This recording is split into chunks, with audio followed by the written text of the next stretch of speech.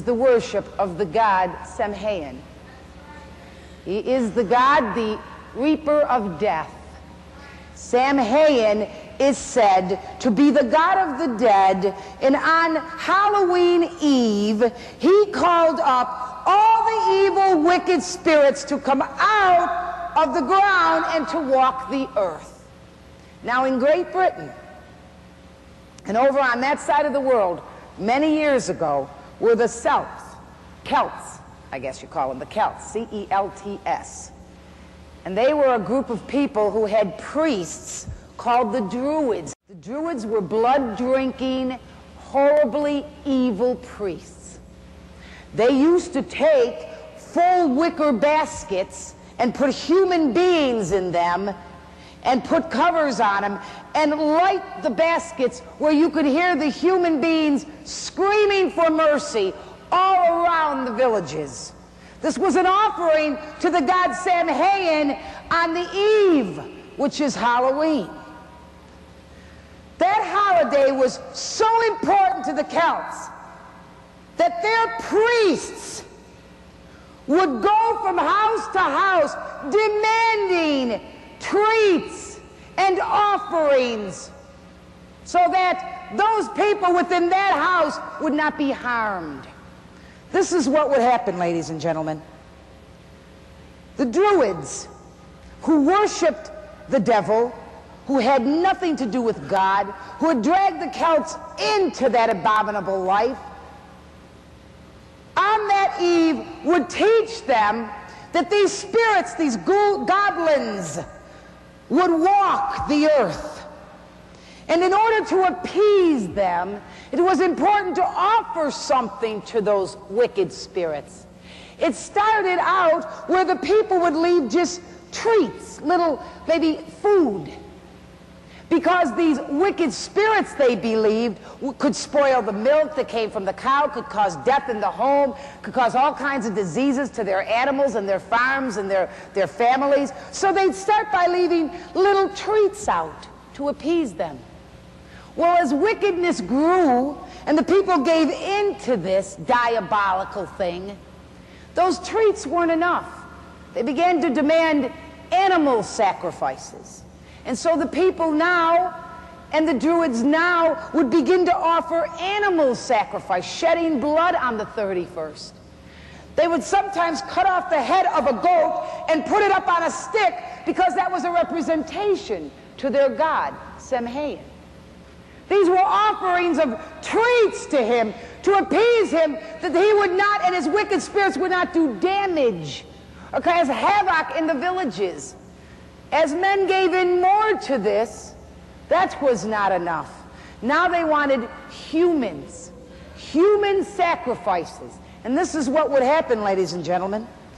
On the night of Samhain, when the wicked spirits would be summoned to walk the earth, they believed they were departed spirits of loved ones. They were not departed spirits. They were demons. When they would come up out of the ground, they would walk around. Well, now the Druids, to go along with these wicked spirits, would dress up. They'd paint their faces in ghoulish looks and walk around in ghoulish clothing and pointed caps. They'd walk around in the night to appease the wicked spirits.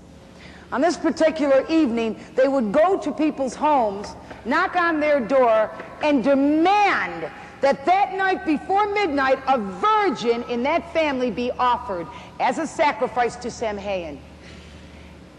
They would leave, and they'd leave a little jack-o'-lantern. Don't miss all this. A jack-o'-lantern with a ghoulish carving in the face and a little piece of maybe human fat in the bottom, or a coal in the bottom of that jack-o'-lantern, lighting up the ghoulish face and telling the people, this is here as a sign that we'll be back at midnight. If you don't produce the virgin, if you don't appease us, your whole family will die. And they would go off with that little cute little jack-o'-lantern we all carve at Halloween, sitting there. When they returned at midnight, if the virgin daughter was not given for sacrifice, that her blood be spilled, a hexagram would be drawn on the door in blood, A hexagram, not a pentagram, a hexagram, which means there's a hex against the family. There's a difference. Not that it means much to us Christians who have the blood of Jesus, but for information's sake, they put a hexagram on the door in blood, and that would mean that by morning, everyone in the house would perish, that they had put a hex against that family. This is what we partake in when we celebrate the 31st. I want you to think about what I just said. The dress up is what the Druids used to do. When you dress up the children, that's what the Druids do. They dress up and walk around in ghoulish outfits. They go from house to house requesting trick or treat. That is a mantra. That is a repetitious comment that is made.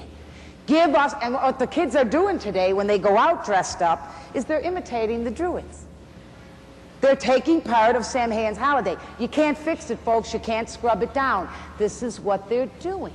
Little Christian children are walking around, dressed up, chanting trick or treat, partaking in the holiday of the eve of the God of the dead. There's no getting around it. The jack-o'-lanterns that are carved are said to be the ones that they, in lieu of the jack-o'-lanterns that were carved, put on people's front porches. Now we carve them and put them up there, just set them out there, never realizing what we're partaking in.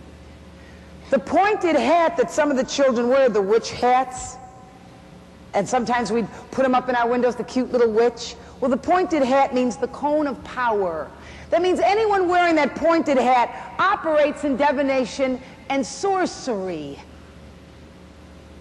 The witch on the broom that many times we'd hang up in our windows, or sometimes women would buy the little kitchen witches for good luck and hang them up in their kitchens. The witch broom means that she astral projects, she spirit travels from one location to another. That goes all the way back to the Columbian Age.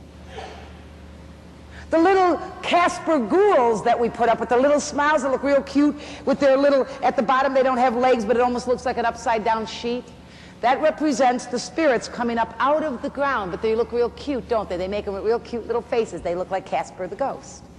We stick that up on the windows, and that in our schools, and in that in our different places. That represents the spirits coming up out of the ground.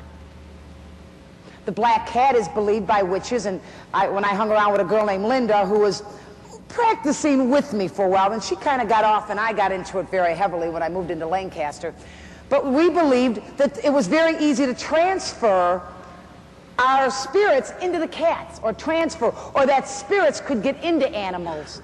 The bat that we hang so cute, that little bat hanging and his wings go, is usually referring to the vampire bat.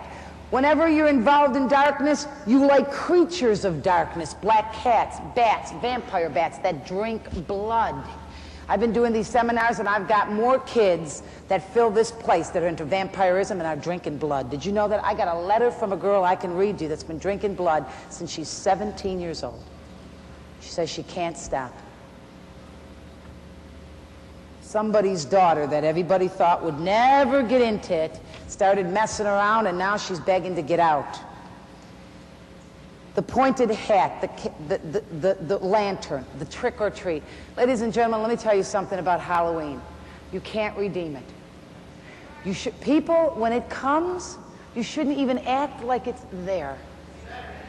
If the churches choose to make a sanctuary or a refuge so that you can come out of the activity out there and we come into the church, it should not be referred to as a Halloween party, and the children should not be dressing up as anything, not even shepherds, not even angels.